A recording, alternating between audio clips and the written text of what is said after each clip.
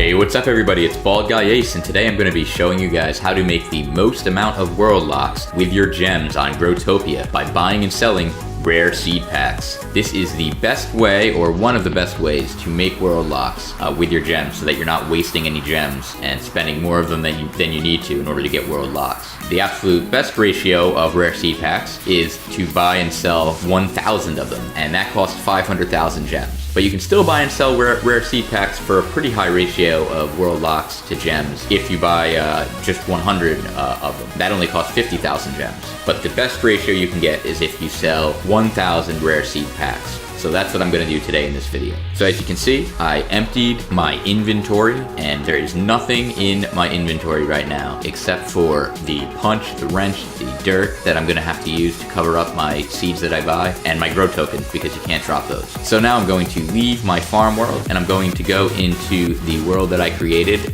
to sell my rare seed packs, and that is called Ace RSP 1001. As you see here, I have this world locked already, but even though it's world locked, you have to make sure that visitors that come into your world can't get in, because you're going to be dropping rare seed packs onto the ground, and you don't want them coming in and scooping them up before you get to cover them up with dirt. So as you can see here, I'm starting with 867,388 gems, which means if I want to buy 1,000 rare seed packs, I want to buy these packs until I get down to 367,388 gems, which would mean that I spent 500,000 gems on the rare seed packs, which is 1,000 packs. Now, without further ado, I'm going to go into the store. I'm going to click on rare seed packs, and I'm going to start the buying process. This is one of the most annoying things because there's really no way around it. You have to click rare seed pack, and then you have to click the buy button, and then you have to click the continue button, and then the confirmation buy button, and you have to do that 1,000 times. It's kind of annoying, but unfortunately, there really is no way around it. So what you'll see here is that even though I have 196 backpack spaces, which is the full amount of backpack space to have, my backpack still gets full because there's more than 196 types of rare seeds in the rare seed packs. So while I'm purchasing my 1,000 packs, I have to actually stop as soon as it tells me that my backpack can no longer fit the seeds, and I have to start dropping the seeds onto the ground. So basically I want to drop as many seeds as I can onto an empty space, which would be 20 different types of seeds. Then I want to move onto another empty space, drop another 20 types of seeds. One thing I recommend doing if you're on your computer is going into the menu and checking off the box that says allow enter to default as yes in menus.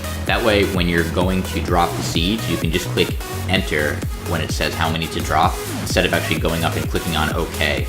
This ends up saving you a lot of time, so I recommend doing that. I found that if I dropped all of the seeds that gave me either 1 seed or 2 seeds from the first set of buying, that I would be able to get more purchases the next time around. Eventually, what you're going to have to do is drop everything that you have in your inventory and then start again, because it gets to the point where each consecutive time that you buy, there's less and less that you can buy before your backpack fills up, if you're only going to drop the ones that drop 1 or 2 seeds. So you just have to keep doing this, and as your backpack fills up, you just keep dropping all the seeds into an empty space and then continuing to buy. You want to do this until you spent 500,000 gems if you're planning on buying 1,000 packs, or if you're planning on buying 100 packs, then you want to do it until you spend 50,000 gems. By the way, one tip when you're dropping all the extra seed types onto the ground so that you can buy more packs, if you have the camera angle zoomed all the way in, it tends to use less processing power on your computer, and so it will slow down a lot less, and that won't lag you and lower your frame rate. That way you can buy and drop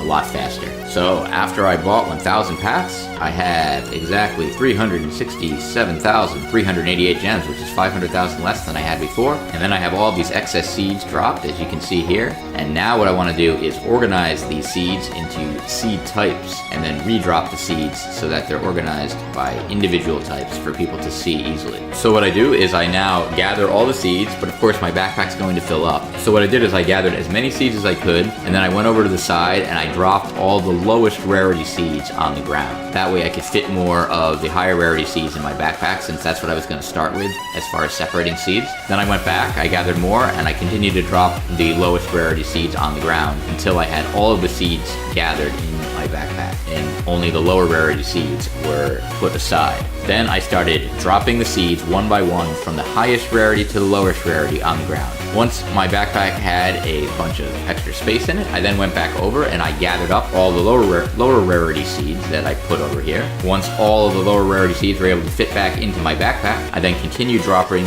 all the seeds down one by one and covering them up with dirt. And as you can see here, this is what the finished product looks like after I have dropped all of the seeds that I purchased from 1,000 rare seed packs. It's a lot of seeds, folks. It took me overall over 3 hours to do all this. I was watching TV while I did it, so I may have been able to do it a lot quicker, but this is what it looks like when it's done. So now all I have to do is try and sell this world with all the rare seed packs. So what I will do is go to world buy RSP, and then when I'm in this world, what I want to do is just keep announcing that I'm selling 1,000 packs, and I'll tell them that they can see the packs in world Ace RSP 1001, and I'll hope that people will come and check it out. So after a few back and forths with people, I finally found this guy who's willing to pay 540 warlocks for this world. I think that's a pretty fair deal. So here it is. He's putting in 5 DLs, with each DL is worth 100 warlocks and 40 warlocks. So that's a total of 540 warlocks. I put the world key here